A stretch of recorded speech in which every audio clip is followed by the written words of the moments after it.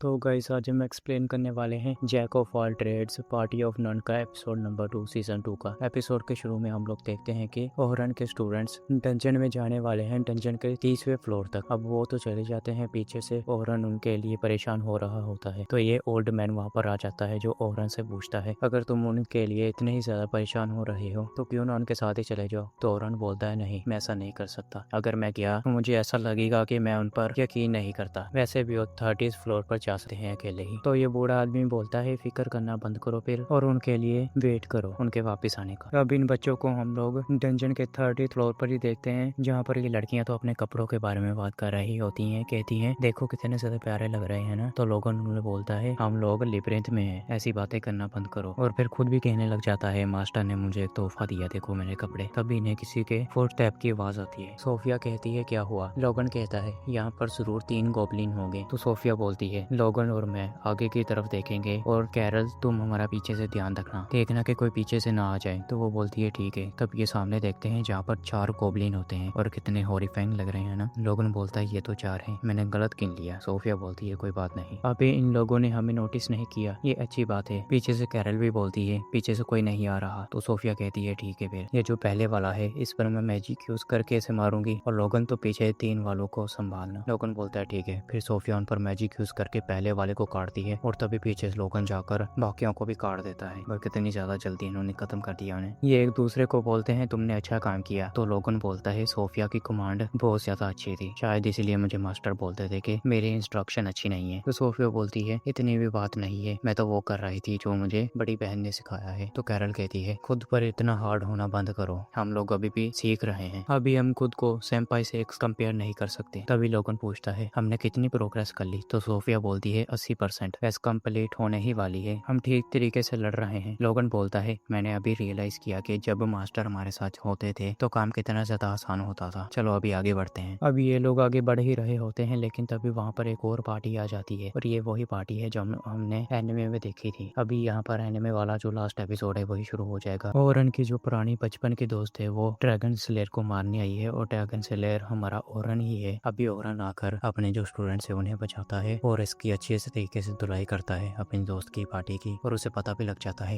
ये इसकी दोस्ती है, लेकिन ये वहाँ से चली जाती है। अभी हम हितिया अमुनसस का हेडक्वार्टर देखते हैं जहाँ पर सियोन बड़े गुस्से से कहीं पर जा रही होती है। तभी ये एक कमरे में जाती है जहाँ पर एक लड़का है, इसका नाम है क्रिस्टोफर डाउनिंग और ये इनका लीडर ही है। सियोन उनसे बोलती है कि ओहरन अभी भी जिंदा है। क्रिस तुमने बोला था कि ओहरन मर गया था 10 साल पहले अटैक में और सिर्फ ओलिवर ही जिंदा बचा था, तो अब ये क्या था? वो वहाँ पर कैसे आ गया? तुम्हें किस तरह कुछ पता है क्रिस? तो क्रिस बोलता है अच्छा ओहरन जिंदा है। सियोन बोलती है क्या मतलब तुम्हारा? क्रिस बोलता है कि मुझे भी कुछ वक्त पहले ही पता लगा था कि ओहरन जिंदा हो सकता है, लेकिन मुझे इसका एविडेंस नहीं मिला था। हमें ओलिवर के बारे में तो पता चल गया लेकिन ओहरन के बारे में नहीं चला। तो जब मैंने उसके बारे में सुना तो मुझे लगा कि वो जरूर कोई नकली ओहरन होगा जो कि कल्ट की तरफ से हमें धोखा दे रहा है। सियोन बोलती है कल्ट? वो कमीने लोग। क्रिस बोलता है मुझे कंफर्म नहीं था वो असली ओहरन है, मैं तुमसे माफी मांगता हूँ सियोन। तो सियोन बोलती है तुम्हें लगता था कि वो बंदा ओहरन होगा यानी ड्रैगन स्लेयर, फिर भी तुमने मुझे उसे मारने के लिए बोल दिया, वो तुम्हारे लिए भाइयों की तरह था है ना क्रिस बोलता है फिर भी हमारे लिए ड्रैगन स्लेयर को मारना जरूरी था, तुम्हें पता है इतना खतरनाक बंदा अगर कल्ट के साथ होगा क्यों तो क्या होगा, इसलिए मैंने तुम्हें भेजा वहाँ पर। मुझे पता था अगर वो